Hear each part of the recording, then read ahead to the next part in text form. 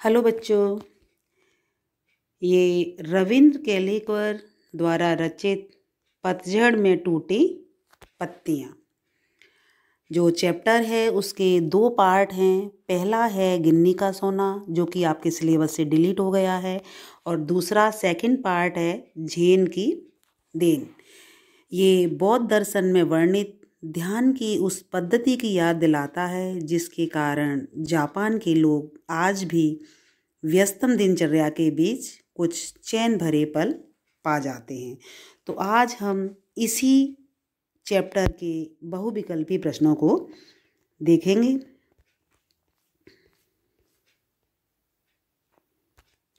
इसका पहला प्रश्न है बहुविकल्पी प्रश्न, हमारे जीवन की क्या बढ़ गई है? तो इसका राइट आंसर है थर्ड, रफ्तार। हमारे जीवन की रफ्तार बढ़ गई है क्योंकि हम दूसरे देशों से एक प्रतिस्पर्धा, एक होड़ है आगे निकलने की। यहाँ कोई चलता नहीं बल्कि डैश रिक्त स्थान के लिए उचित शब्द का प्रयोग करना है। यहाँ कोई चलता नहीं बल्कि दौड़ता है। राइट आंसर है फोर्थ। एक महीने में होने वाले काम को कितने समय में करने की कोशिश की जाती है?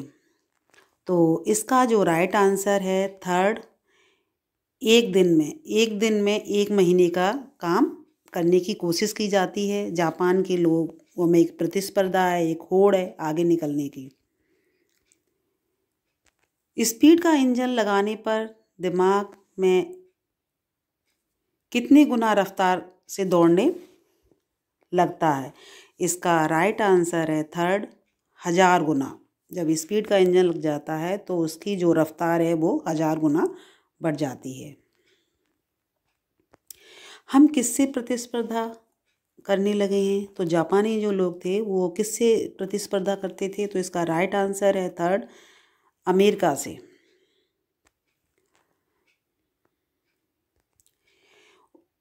इस चैप्टर के लेखक का नाम क्या है? रविंद्र केलेकर। बाहर किस तरह का एक बर्तन रखा था? तो इसका जो राइट आंसर है थर्ड, बेडफ सा मिट्टी का बर्तन। अंदर डैश कौन बैठा था? इसका राइट आंसर है फोर्थ, चाजीन। लेखक ने पर्णकुटी के में अंदर जाने से पहले क्या किया? इसका राइट आंसर है थर्ड, हाथ पांव धोकर तौलिए से पोंछकर वो अंदर गए थे। तो जो उनकी प्रतिक्रिया हुई थी, उन्होंने हाथ पैरों को धोया और तौलिए से पोंछकर वो अंदर गए। चाजीन ने क्या क्या काम किया? इसका राइट आंसर है अंगीठी सुलगाई, उस पर चायदानी रखी और बगल के कमरे में जाकर कुछ बर्तन ले आया।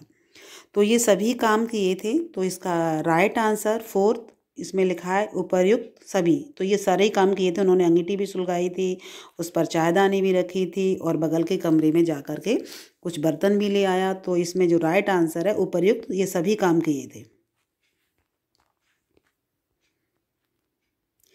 हम किस में उलझे रहते हैं? इसका राइट आंसर है सेकंड, भूतकाल की खट्टी मीठी यादों में। हम रंगीन सपने देखते रहते हैं, रिक्त स्थान के लिए उपयुक्त शब्द क्या होगा? हम डैश रंगीन सपने, भविष्य के हम रंगीन सपने देखते रहते हैं, ये इसका राइट आंसर है। असल में दोनों ही काल में डैश हैं, रिक्त स्थान के लिए उपयुक्त शब्द क्या होगा? असल में दोनों काल डैश हैं। तो इसका जो राइट आंसर है ये मिथ्या, मतलब झूठे हैं भूत और भविष्य, क्योंकि हमें वर्तमान में जीने की कोशिश करनी चाहिए। जो भी है वो वर्तमान है और वो ही सत्य।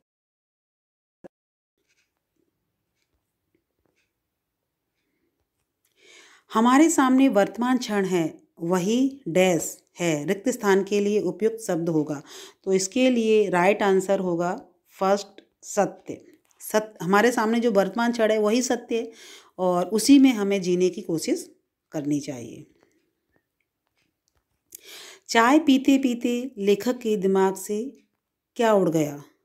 जब वो पर्णकुटी में बैठे हुए जो उनको चाय मिली थी वो पी रहे थे, तब उनके सामने से भूत और भविष्य काल दोनों ही सामने से गायब हो गए थे और वो वर्तमान में जीने की कोशिश कर रहे थे। तो राइट आंसर इसका फर्स्ट हुआ। तो ये पार्ट इसका छोटा था क्योंकि 2 पार्ट हैं उसमें, तो आपको ये इजीली समझ में आ गए होंगे कि जापान के लोग किस तरह अमेरिका से प्रतिस्पर्धा करते थे, उनमें आगे निकलने की होड़ रहती थी और वे भूत और भविष्य में उलझे रहते थे, लेकिन वो वर्तमान में नहीं जीते थे। तो उनके लिए किस तरह की एक योजना बनाई गई थी जिससे कि वो कुछ क्षण चैन के बिता सकें। तो ये जैन की देन की ये परंपरा थी। आप इजीली इसे समझ गए होंगे। धन्यवाद।